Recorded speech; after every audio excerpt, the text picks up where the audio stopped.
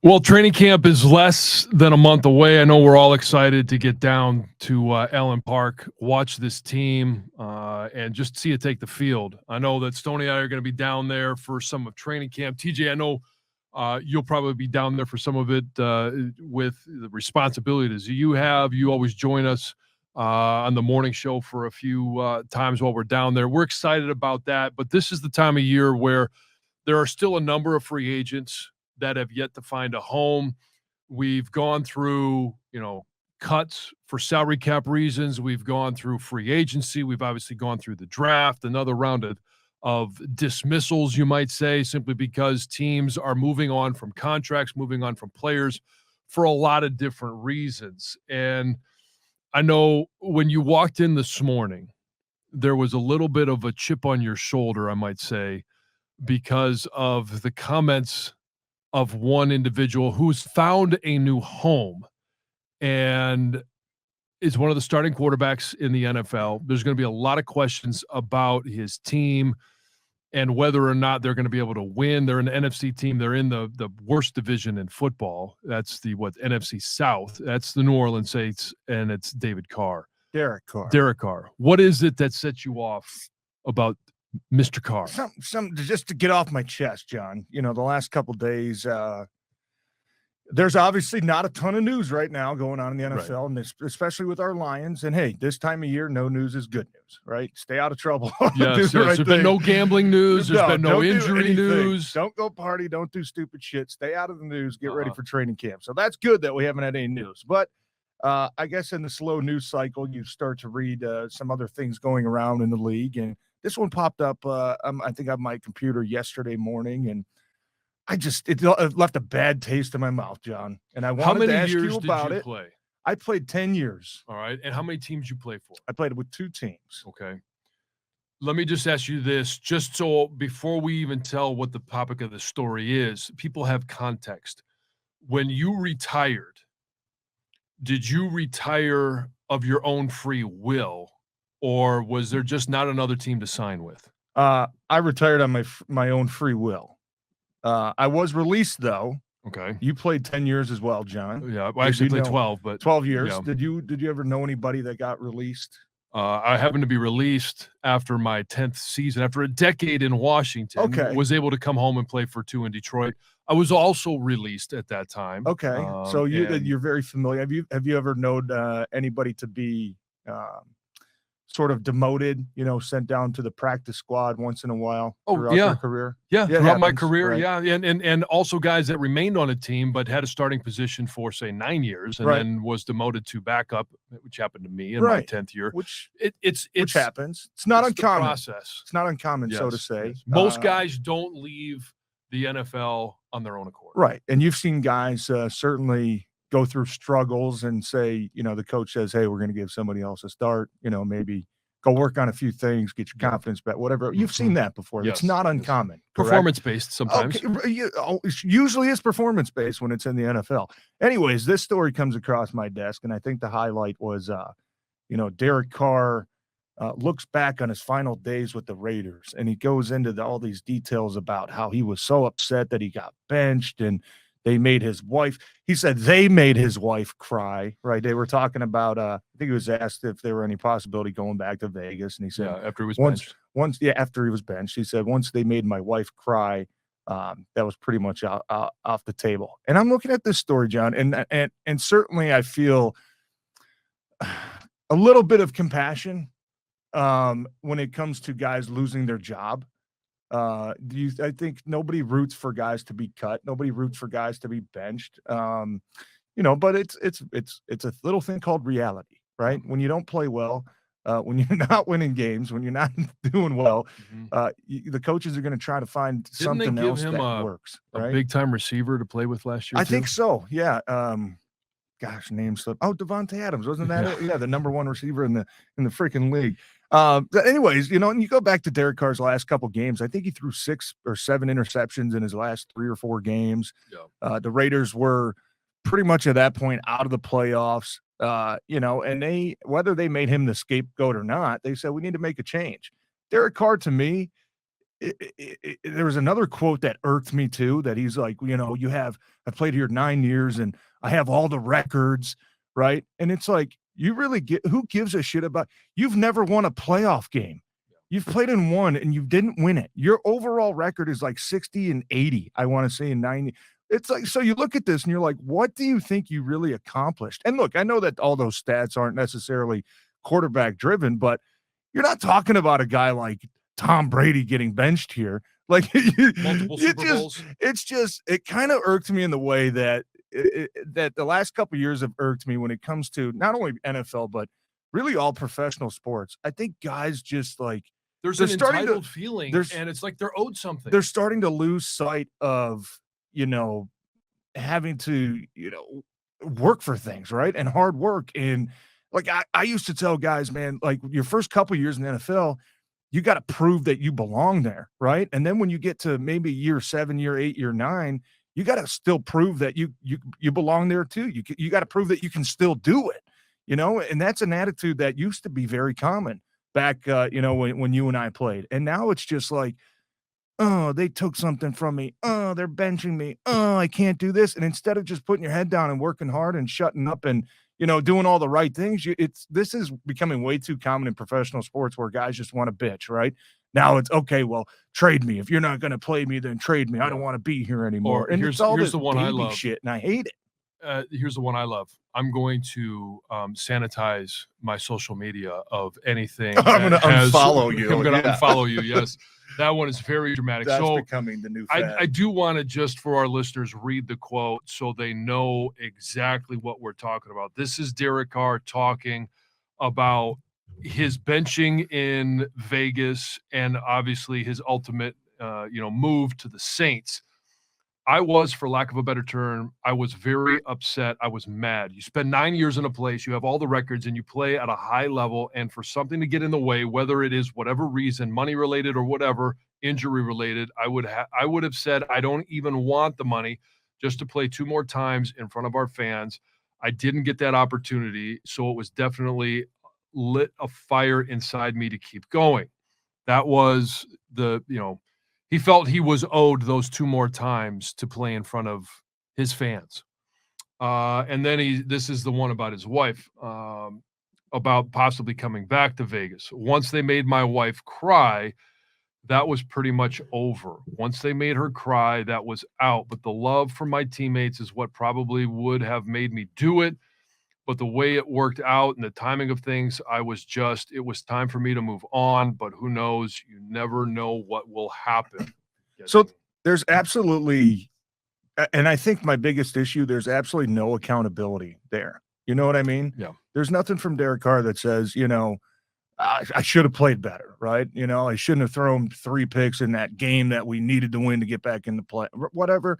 Instead it's, oh, they made my wife cry. They did this. They did that. And it's like, dude, this is a performance-based business, man. Like, I don't give a look at even last year alone, some pretty high-end quarterbacks getting benched, right? Matt Ryan got benched, who's had a lot more successful career than Derek Carr borderline has, Hall of Fame. I'm not saying he's Hall of Fame, but borderline. No, I get that. Carson Wentz was benched. We know Carson Wentz has been through a lot of up and downs, but can you sit here today and say Derek Carr is head and shoulders above a guy like Carson Wentz? I can't. No. You know what I mean? So it's like, and I think it just irked me because let's just say Matthew Stafford was here in Detroit for what, 11 years, I think it was.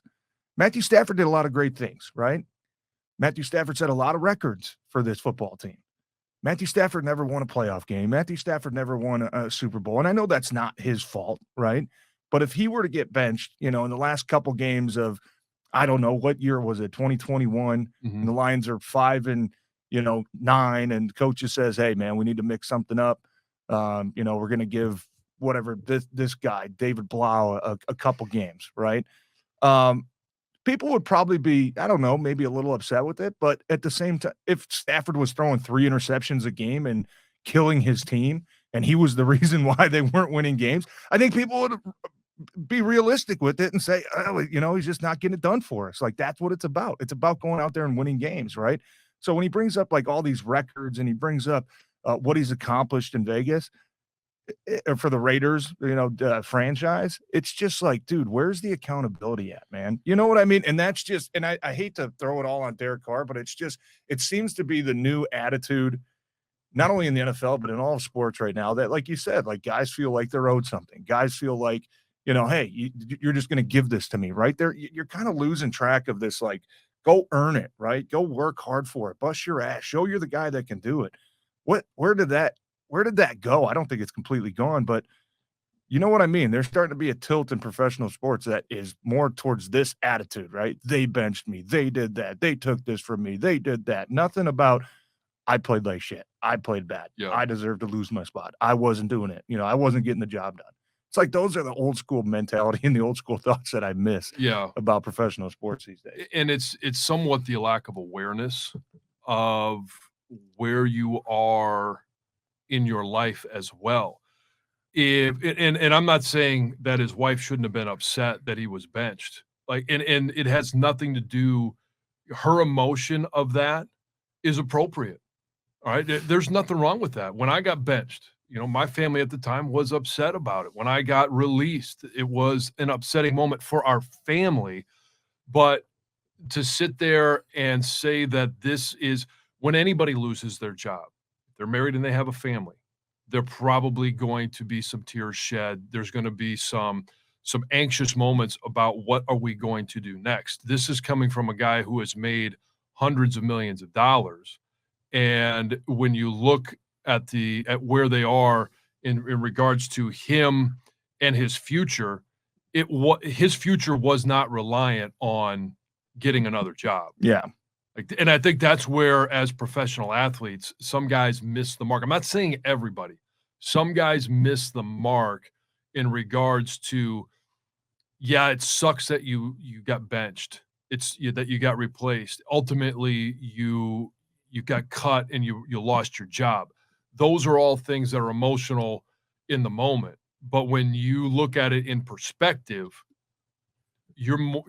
next week's or next month's mortgage is not in jeopardy in regards to if you're going to be able to make that payment or not. Next month's rent, or dinner money, grocery money for the week. That's where I think a lot of guys have missed the mark in regards to the great privilege that they've had to be, and it doesn't matter the sport, to be professional athletes. Yeah.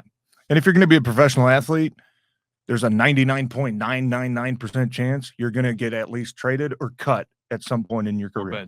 Or benched or demoted, right? There's all of the above. The guys that don't do that are called, freaks, Hall of Famers. I mean, look at Tom Brady. I mean, Tom Brady went to a new team. You know what I mean? Like, I don't think he was cut or traded.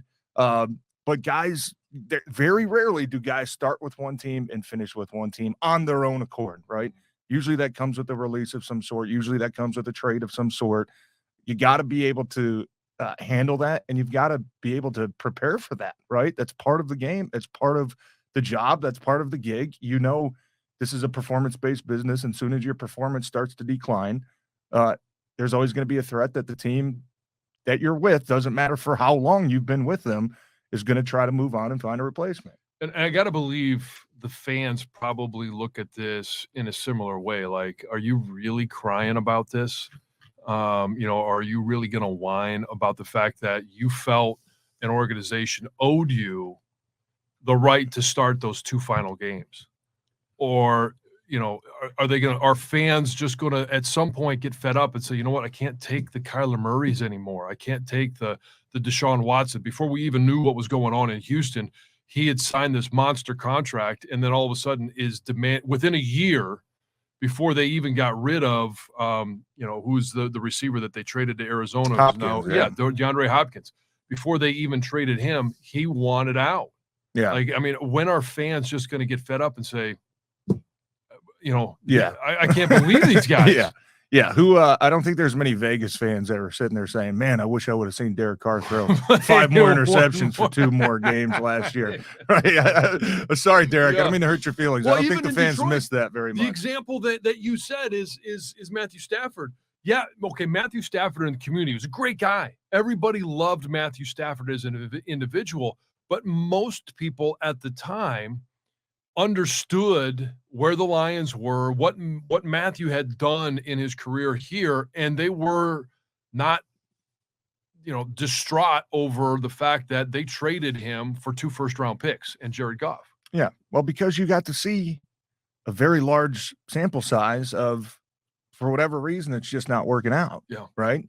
And I don't think there would have been any more fans that have sitting there saying, oh, we would have loved to have Matthew Stafford for one more year to watch him go, whatever their record was with, Dan Campbell's first year, what the 315, whatever it was, I don't think many fans are sitting there saying, man, we wish we could have seen him for one more year. Right. It just is what it is. It's a performance business, and teams are going to move on, man. And poor Derek Carr, you talk about a sense of just reality. Like, I think he thinks a lot more highly of himself than the rest of the NFL and the rest of fans.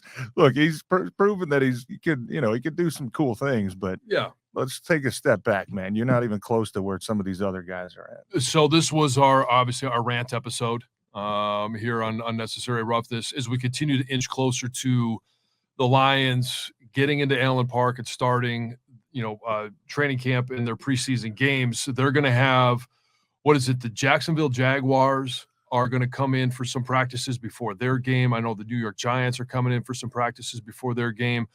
We're going to be down there for those days down at training camp and a couple of other days as well.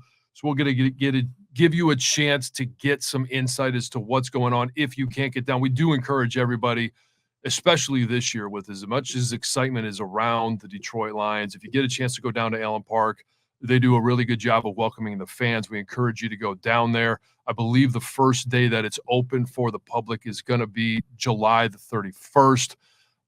But just a teaser of what's coming up on, Necessary Roughness. We are going to talk about which fan base in the NFL is most deserving of a Super Bowl. We know all the pros and cons about, why we believe in Detroit that it should be us.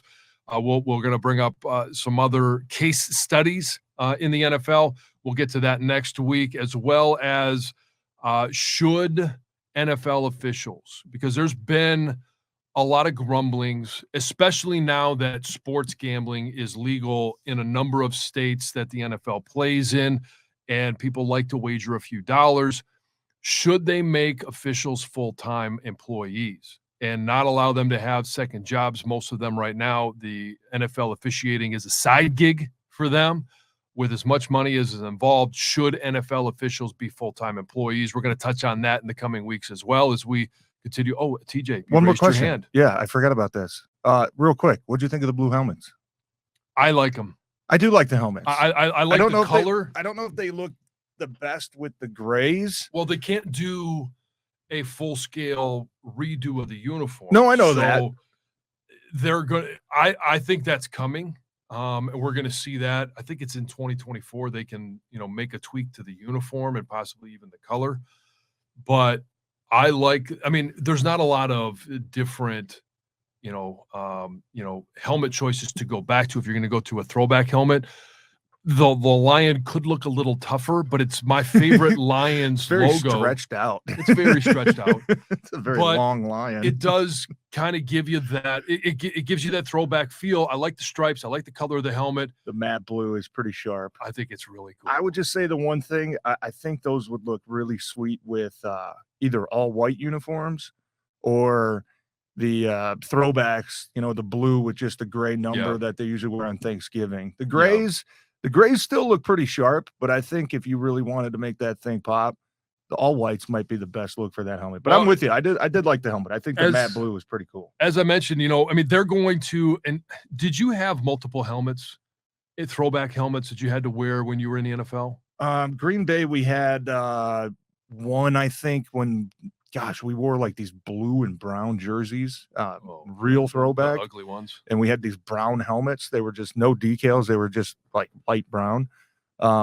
We had to wear those for maybe 2 or 3 games over my career. So you had to practice with them, right? Yeah. Obviously to break them in and get used to them, and even more than just those weeks. We did as well with the Redskins. We had the one with the arrow and the arrowhead on the end of it. We use that a couple of times.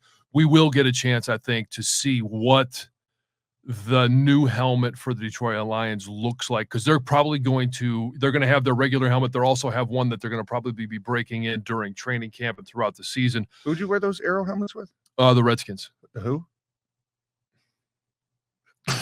I played for the Redskins. I could still say the Redskins. That was the era of when I played. Yes, the Washington football John. team / Commanders / formerly known as the Redskins.